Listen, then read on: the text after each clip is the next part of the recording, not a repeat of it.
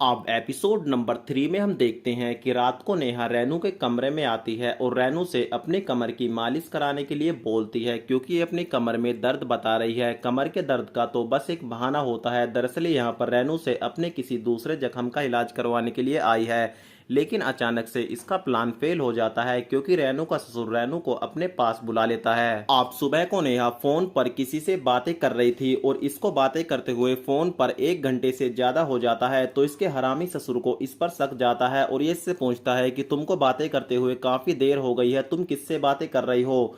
तो ये अपने ससुर का चूतिया बना देती है और इसको बोलती है कि बाबूजी, मैं अपनी एक फ्रेंड से बात कर रही हूँ। तो ये बुढ़ा बोलता है, लेकिन तुमने तो मुझको कभी बताया नहीं कि तुम्हारी कोई फ्रेंड भी है। तो ये बताती है कि कल ही मेरी उससे दोस्ती हुई है। अब ये दोनों बुड्ढे एक साथ बैठकर एक दूसरे के साथ गप्पे लड़ाने लगते हैं और जिस बारे में ये एक दूसरे के साथ गप्पे लड़ाते हैं इनकी दोनों बहू अच्छी तरीके से समझती है। तो यहाँ पर रेनू नेहा को बोलती है कि इन दोनों बुड्ढे की शरारतें दिन पे दिन बढ़ती ही जा रही हैं, कुछ तो करना पड़ेगा।